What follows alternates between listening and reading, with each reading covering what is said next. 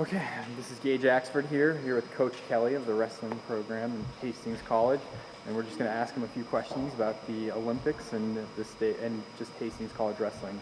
So, Coach, one of the first things once the initial decision came from the IOC to take off the sport of wrestling from the Olympic program in 2020 and 2024, what would you say like the general reaction was from the wrestling community? There was a lot of shock.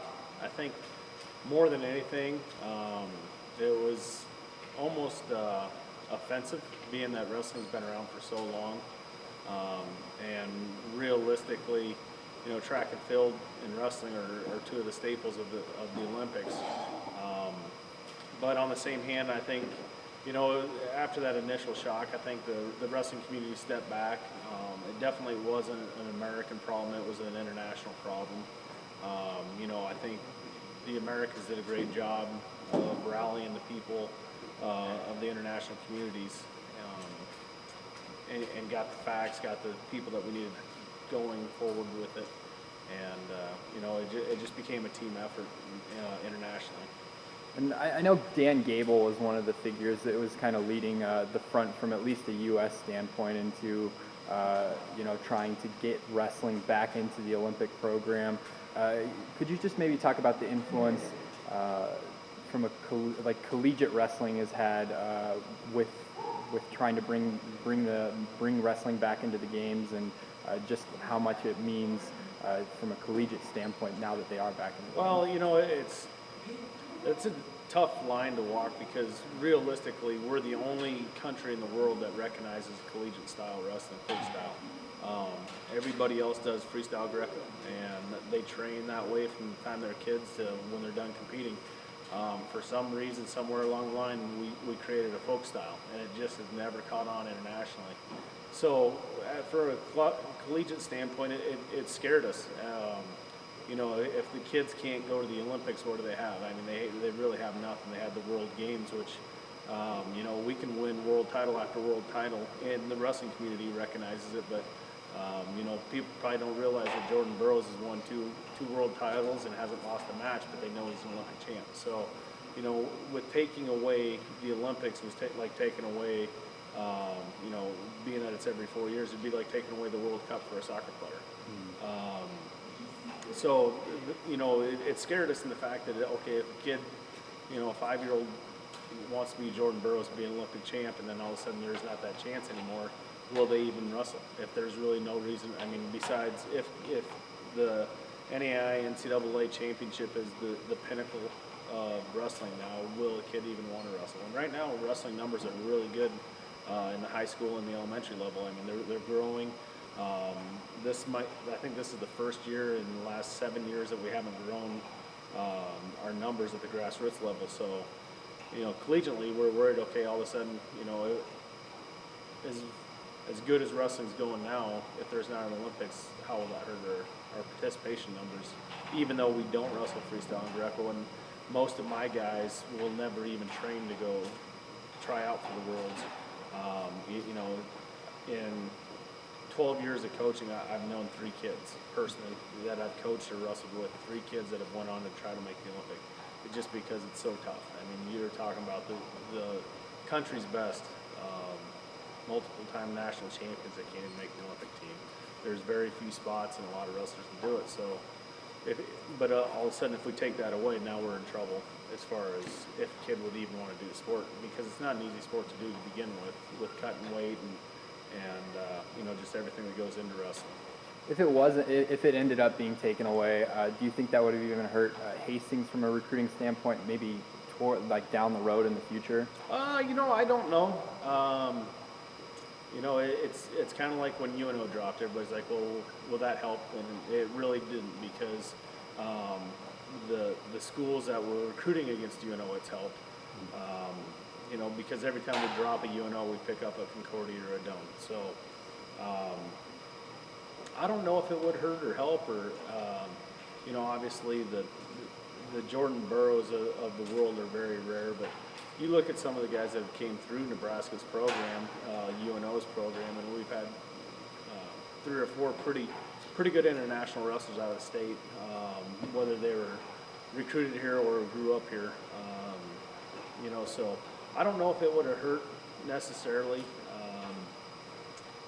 It's just such a different style of wrestling. I think what you're going to see is possibly more guys like Henry Sejeda who goes straight into the Olympics right out of high school now, because we're going to put a lot more pressure on them winning medals and making sure that as long as wrestling's surviving, we're going to put our best on the mat. And you're going to see people like Jordan Burroughs get recruited out of high school to go to the training center now versus going to school for 4 years.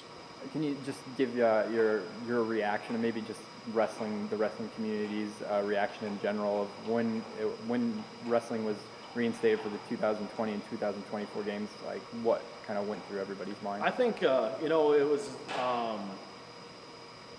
was just like when we win a match. I mean, it was a hard-fought decision.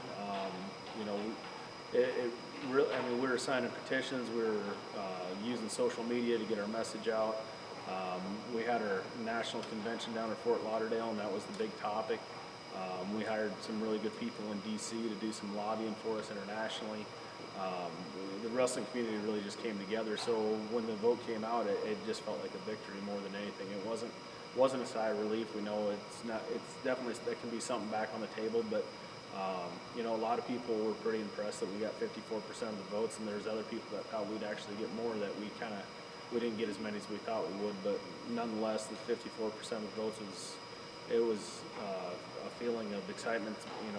That wrestling, as up and down as wrestling's been, even in the United States, dropping programs, adding programs, that it's still an Olympic sport, and I truly believe it always will be. But it might come a time where there's politicking going on, and we might be back on the chopping block. Transitioning into Hastings College right now, obviously you have the new facility in here. Can you just talk about just being able to have access to this on a consistent basis, and how that will be able to help the program? It's huge. It's something that we've been asking for 6-7 years. It wasn't ever anything where we absolutely 100% need this. We got by with what we had and understood the situation, and just from the injury standpoint, this is going to be so much safer in here. We got a great floor. We got room. We're not going to be on top of each other. We'll be able to actually, I referred it to a basketball person asked me, why did we need the bigger room? And I said, well, before we were practicing on basically the half court. So when you practice on half court for 3 weeks and then you go to a live game, you got to run full court. You guys just weren't in shape. It's very similar. We were wrestling in such tight quarters that the guys weren't really getting in the best condition possible, because we couldn't really train on a 42-foot mat. So, the training's definitely going to be huge in the fact that we'll be able to wrestle in a bigger space. So, with the added weight room additions the last couple of years, we've taken over some of the older weights. So we're going to have to piece together what we got. But on the same hand, the guys are excited. We finally got something that we can be proud of, and the guys are really buying into it. Finally, what are kind of some of the expectations for the program this year, and where you guys are hoping? In September, I hate talking about expectations, but I mean, for the last couple of years, we knew we had a really good recruiting class 2 years ago, and those guys are finally juniors. So some of them are stepping up. We're going to have to battle injuries again. We know that. Just the slightest little thing can really hamper the team. We got some really talented guys. Staying healthy, keeping them healthy, getting them ready to wrestle. It should be a very solid lineup all the way through for the first time in a long time. We've always had those holes before, and we finally got guys.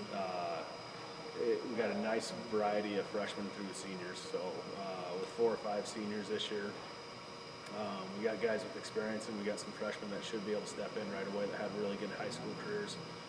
It seems like every other year we have the difference maker that we recruit, and I think we got a couple of them this year, but not people might not know of them.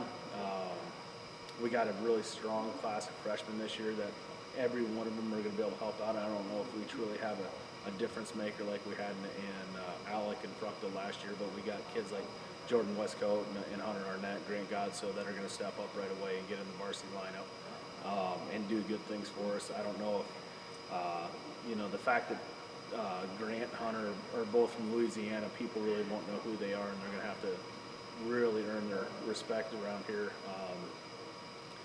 Jordan was a very good wrestler out of Wood River, so Coleman and Westerby took a year off, Hunter took a year off, so it's going to be a process, but I think our end result is going to be really good. All right, thank you very much, Coach. You bet.